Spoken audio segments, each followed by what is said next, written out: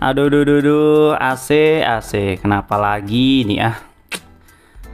Buat teman-teman yang lagi AC-nya trouble, jangan panik, jangan bingung, dan jangan bersedih karena semua bisa teratasi sama teknisi AC tentunya. Oke, salah satunya juga AC saya juga ini trouble teman-teman. Kemarin trouble-nya itu netes air ya, dimana airnya itu netes terus di bagian indoornya. Udah ngocor nih. Saya pikir udah kotor banget nih. Ya udahlah, berhubung tetangga samping rumah saya itu juga teknisi AC, saya panggil aja beliau ya. Oke, ini adalah beberapa proses di mana proses servis AC ya atau cuci AC.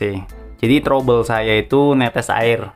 Jadi untuk netes air pasti talangnya itu kotor teman-teman. Jadi saluran pembuangan airnya itu dia terhambat ya atau tersumbat oleh lumut-lumut kotoran dari hasil evaporasinya di sini teman-teman. Itu tadi udah dibongkar untuk bagian indoornya. Pembongkaran indoor itu pertama lepas dulu filter AC-nya, dilepas dua-duanya, terus dilepas juga casingnya. Biasanya untuk ke AC shop ini ada 3 baut teman-teman ya. Dan ini adalah proses pemasangan plastik untuk penadah air, biar ketika disemprot airnya itu nggak kemana-mana ya. Untuk para teknisi AC mungkin tindakan ini udah jadi hal biasa ya. Jadi untuk video ini sih saya tujukan buat para user atau pengguna AC teman-teman ya. Jadi intinya ketika AC teman-teman itu trouble, salah satunya trouble netes air, untuk solusinya wajib mau gak mau harus panggil teknisi AC, harus dicuci teman-teman ya. Oke, untuk cuci AC ini biayanya berapa mas? Untuk daerah saya ini 50-70 ribu teman-teman. Ini di daerah Tangerang ya. Mungkin kalau untuk Jakarta bisa di atas 70 ribu, bahkan bisa sampai 100 ribu. Berhubung ini sama teknisi AC tetangga saya kasih 70 ribu teman-teman. Oke, lanjut. Sebenarnya sih kalau untuk perawatan ya, perawatan AC itu saya selalu bersihkan setiap 2 minggu sekali bagian filter AC-nya teman-teman. Jadi saya yakin untuk bagian indoornya ini tidak terlalu kotor. Cuman kenapa bisa netes ya? Aduh. Ya udahlah, kita lanjutkan aja untuk proses pembersihannya. Sebenarnya kalau misalkan teman-teman pengen bersihin sendiri bisa-bisa aja, asalkan teman-teman punya shower jetnya ya. Untuk shower jet teman-teman bisa beli di online ataupun toko-toko pompa air. Bisa harga 500 sampai 1 jutaan tergantung PK dan juga mungkin wattnya kali ya atau mereknya. Cuman saya nggak putusin untuk beli karena minta izin sama istri nggak dikasih. Kemarin udah nanya harganya 700 ribu, cuman belum sempet lah, udah biarin lah. Nanti kalau saya bersihin nasi sendiri juga gimana ya, kalau untuk minta tolong kayak gini kan sekalian bagi-bagi rezeki. Oke, lanjut teman-teman ya. Jadi untuk teman-teman pemasangan AC ya, perlu diingat AC itu selain pemasangannya harus benar juga perawatannya harus benar teman-teman, ya kan. Tentunya kalau misalkan cuma pakai-pakai aja ya jadi nggak maksimal ya. Artinya gini, kalau misalkan pemasangannya bener nih, udah sesuai PK-nya, terus pemilihan AC-nya udah pas untuk ruangan berapa, untuk ruangan apa ya kan.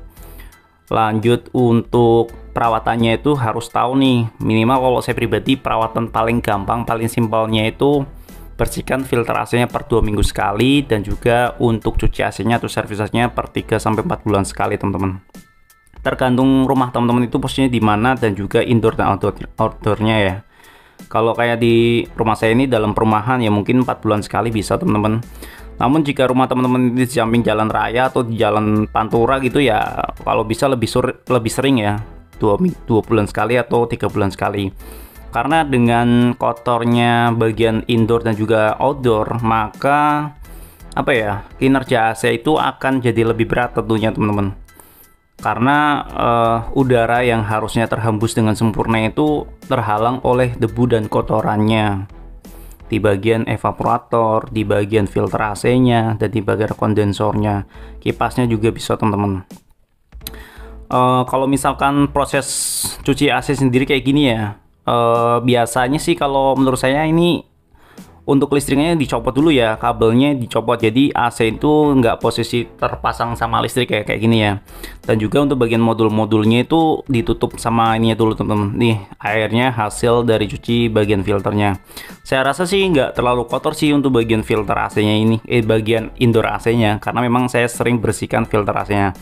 Dan ini penampakan setelah AC-nya ini dilakukan proses pencucian di bagian indoornya. Nanti setelah dicuci kayak gini juga harus dicek ya kisi-kisi si indoornya itu, evaporatornya ada yang rusak atau enggak gitu, ada yang penyok apa enggak. Dan ini adalah proses pembersihan filtrasinya. Dan ini teknisnya nanya ke saya, Mas, kok masih bersih filtrasinya? Ya memang saya selalu bersihkan filtrasinya. Bersihkan filtrasinya, dibersihkan casingnya, dan nanti kalau udah bersih semua dikeringkan pakai kanebo dan juga nanti dipasang lagi gitu teman-teman. Oke, sampai di sini. Jika kemarin ada yang nanya, Mas, AC saya sama kayak Mas Yunas dan tiba-tiba muncul kode F0 setelah beberapa bulan. Itu F0 itu artinya kurang freon teman-teman. Ya, kurang freon. Dimana kurang freon itu pasti terjadi kebocoran. Dan jika teman-teman panggil teknisi disuruh untuk nambah freon, berarti teman-teman tugasnya itu suruh nyari kebocoran sama teknisnya, bilang gini. Misalkan teknisnya bilang ya, Mas, ini AC-nya kurang freon nih, F0 cuma sekian bar gitu ya. Oh, terus solusinya gimana? Solusinya harus diisi freon segini, harganya misalkan 300.000 atau 200.000. Berarti kalau misalkan ada yang kurang freon, ada kebocoran, tolong cari dulu Mas bocornya. Tetangga saya ini pernah cari kebocoran AC, saya juga pernah lihat videonya dimana dia nyari-nyari, dibongkar outdoornya, dibongkar, di overhaul, dicari setiap pipa-pipa AC-nya, dan dicarinya kayak apa ya, kayak tambal ban gitu loh teman-teman. Dicari pakai gelembung busa kayak gitu. Jadi kalau ada kebocoran ya harus dibenerin dulu, jangan cuma kurang terus diisi. Ya pasti nanti beberapa minggu atau bulan ya kotor lagi, ini lagi bocor lagi, hilang lagi. Karena freonnya itu dia bentuknya gas teman-teman ya. Oke, dan ini adalah proses pemasangan untuk bagian si casingnya. Casingnya gampang aja teman-teman, masangnya tinggal klek. Bagian atasnya ditarik ke atas, dan ini bagian bawahnya itu pakai baut 3 teman-teman. Dan ini pemasangan untuk filter AC dan juga kabel-kabelnya. Kabel-kabelnya sih nggak banyak sih, cuman dilepas gitu doang. Dan kita lanjut pembersihan bagian outdoornya teman-teman. Nah, di bagian outdoor ini menurut saya yang paling kotor karena dia posisinya di bagian luar ruangan ya. Di bagian luar ruangan tentunya akan kena kotoran dari debu-debu yang lebih banyak ya. Dan biasanya untuk bagian outdoor yang dibersihin itu kisi-kisi samping kanan dan juga belakang, di bagian depan juga iya, dan juga untuk tuh kotor banget ya, di bagian fan-nya juga harus dibersihkan teman-teman. Oke, setelah di proses pembersihannya selesai ya kan, ini disemprot gitu. Pokoknya intinya sih tuh, waduh kotor banget ya, kayak kopi tuh air. Pokoknya sih intinya untuk proses servis atau pembersihan AC itu ya kayak gini teman-teman. Dan kalau teman-teman pengen lebih hemat, pengen lebih irit, untuk setahun nggak pengen ngeluarin 150.000 ya silakan beli alatnya sendiri ya kan. Itu adalah pilihan teman-teman.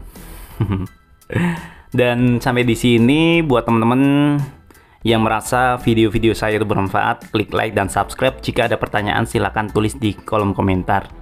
Dan juga jika teman-teman istilahnya ngerasa, wah Mas videonya tentang AC melulu nih, coba dong bahas yang lain. Oke, saya ada ide untuk membahas seputar dunia keuangan teman-teman.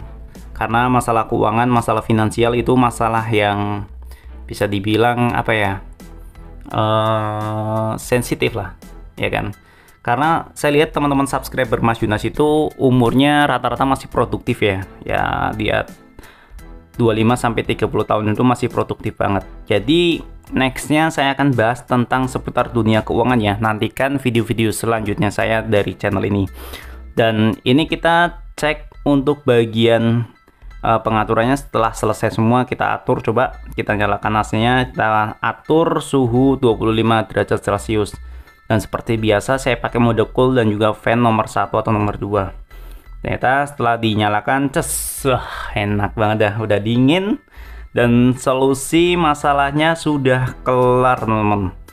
Dan terima kasih sudah menonton video-video saya di video-video sebelumnya. Terima kasih buat teman-teman subscriber yang sudah dukung channel ini sampai sejauh ini. Tanpa kalian channel saya ini bukan apa-apa. Tanpa kalian